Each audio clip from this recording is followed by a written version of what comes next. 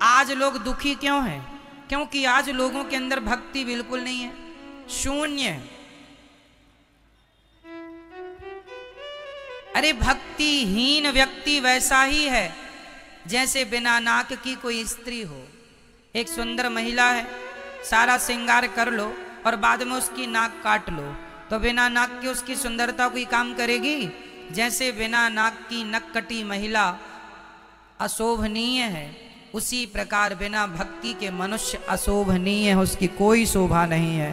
भक्ति के बिना आदमी मुर्दा है। भक्ति के बिना जीव कैसा है? मुर्दा है।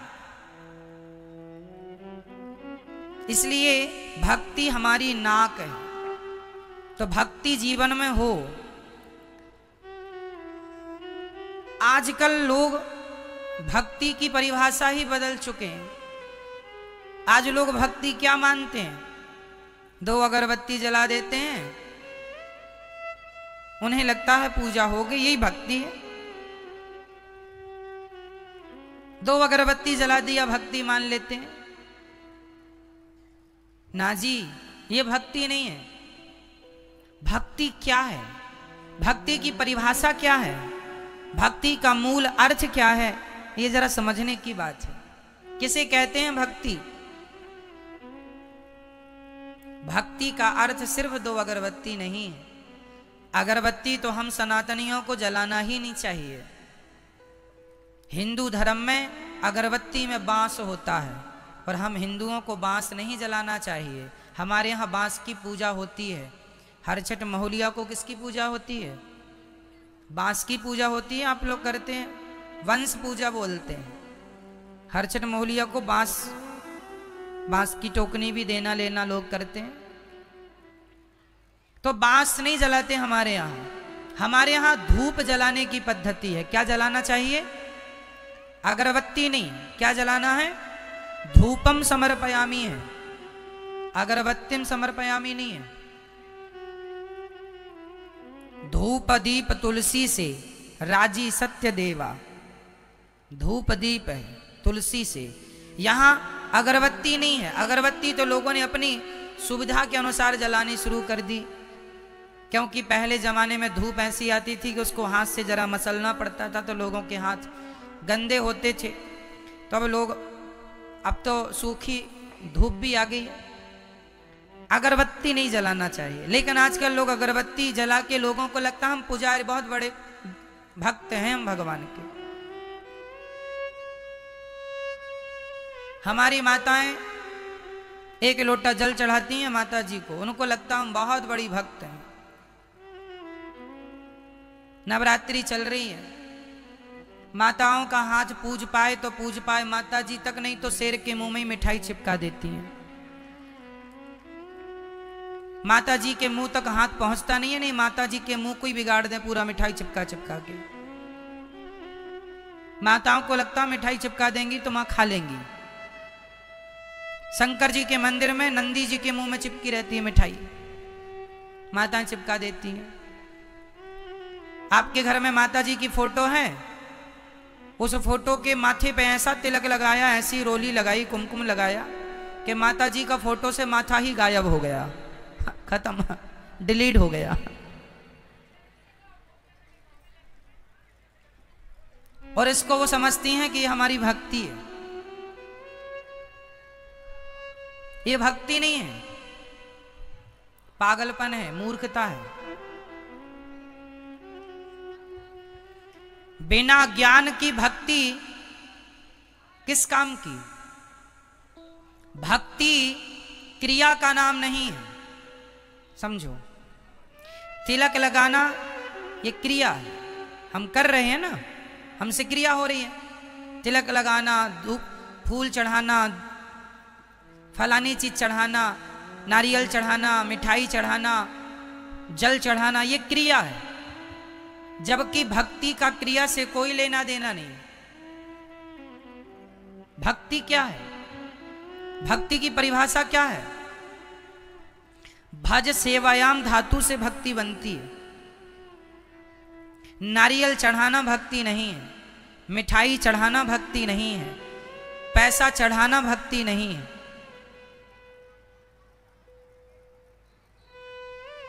एक लोटा जल चढ़ा देना माता जी को, शंकर जी को, ये भक्ति नहीं है। भक्ति क्या है? ये तो कर्म कांड है जो आप कर रहे हैं, वो भी गलत ढंग से कर लेते हैं आप लोग। भक्ति क्या है वो समझो। भक्ति बताओ, गोपियों ने भगवान श्री कृष्ण से क्या किया था? बोलो मेरी माँ, जोर से। गोपियों का भगवान से क्या था? क्या था? शबरी का भगवान से क्या था? केवट का भगवान से क्या था? क्या कभी केवट ने भगवान को जल चढ़ाया सिर से? ना जी, जब आए तो चरण धोए। क्या कभी शबरी ने भगवान के मुंह में मिठाई चिपकाई? जरूरत ही नहीं। भक्ति का अर्थ नारियल चढ़ाना नहीं है, जल चढ़ाना नहीं है। जल चढ़ाना चाहिए किसे? हमारे यहां जल केवल सूर्य भगवान को चढ़ता है, भगवान शंकर को, शिव को भी जल चढ़ता है। भगवान शिव को जल चढ़ता है, सूर्य भगवान को जल रोज सुबह चढ़ाना। हम हिंदुओं को, हम सनातनियों को जल किसे चढ़ाना चाहिए? पहला जल किसे? सूर्याय नमः, आदित्याय नमः, भौमाय नमः, सूर्य भगवान को। जैसे आपके घर में मंदिर है छोटा सा, लड्डू गोपाल जी हैं, शालिग्राम भगवान है, तो उन्हें एक थाली में रखो तुलसी के ऊपर और फिर उन्हें स्नान कराओ। वो स्नान कराना है, स्नान कराओ, कपड़े से पोंछो, उनका श्रृंगार करो, बिठाओ, भोग लगाओ। वैसे ही करना है जैसे एक माँ अपने बेटे को नहलाती है, नहलाकर पोंछती है, पोंछकर कपड़े पहनाती है, फिर बच्चे को खिलाती है। उसी तरह भगवान के प्रति भी वही भाव हो कि भगवान हमारे अपने हैं और एक प्रेम हो, भगवान से एक संबंध हो, रिश्ता हो, फॉर्मेलिटी ना हो, है ना। मेरी मां, भक्ति एक प्रेम का सब्जेक्ट है। गोपियां भगवान से प्रेम करती हैं। जहां प्रेम है वहां कोई फॉर्मेलिटी नहीं होगी। क्यों? जहां फॉर्मेलिटी है वहां प्रेम नहीं है। आप अपने बेटे के लिए क्या आप ये कहती हैं, आप बैठिए, आप खा लो बेटा? ऐसा नहीं। ए तू खा ले बेटा, कहाँ है? खाया क्यों नहीं अभी तक? भोजन रख दिया था ना, खा ले जल्दी से। माँ अपने बेटे से कैसे बात करती है? एक बात होती है, जब हमारे घर में कोई मेहमान आता है ना, तो हम पूछते हैं आप भोजन करेंगे? आप भोजन कर लीजिए, आप प्रसाद तैयार है, भोजन तैयार है, कर लीजिए। ये फॉर्मेलिटी कर रहे हैं हम लोग रिश्तेदारों से, आए हुए अतिथियों से। लेकिन हम बेटे से, ए भोजन रखा, खा लेना, हम जा रहे हैं, निकाल के खा लेना। ये क्या है? बोलो। ये अधिकार है। क्या है ये? ये एक मां का बेटे के प्रति क्या है? अधिकार। मां बेटे को डांट भी सकती है, मां बेटे को अधिकार से कह सकती है तूने भोजन क्यों नहीं किया, रख के गई थी, खा लेता। कहे बेटा कि आज तो आपने बनाया नहीं, अरे तो तू बना लेता। क्यों? ये मां का क्या है बेटे के लिए? जोर से बोलो, जोर से। अधिकार। जैसे एक मां अपने बेटे पर अधिकार जताती है, जैसे एक पत्नी अपने पति पर अधिकार जताती है, उसी प्रकार भक्त अपने भगवान पर अधिकार जताइए। मेरे भगवान है। ये अधिकार तो आजकल है नहीं लोगों का। आप अधिकार तो जताती नहीं हो, बस लिपाई पुताई चालू है, पूरा चंदन। यहां आप जरा 1 किलो रोली रख दो लाके और माताओं से कह दो कि आप जरा पूजा कर लो। जितनी समाएगी मुट्ठी में उतनी फेंक फेंक के मारेंगी, कहेंगी पूजा चल रही है। पूरा रंग देंगी, बिना होली का होली हो जाए। उनको लगता है यही पूजा है। जहां खड़ी है वहीं से चावल फेंक फेंक के मारेंगी, उनको लगता है ये पूजा है।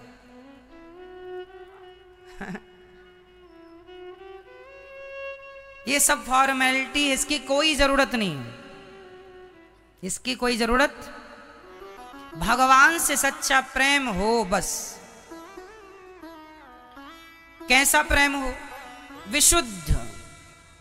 विशुद्ध मतलब कोई कामना ना, सच्चा प्रेम भगवान से हो।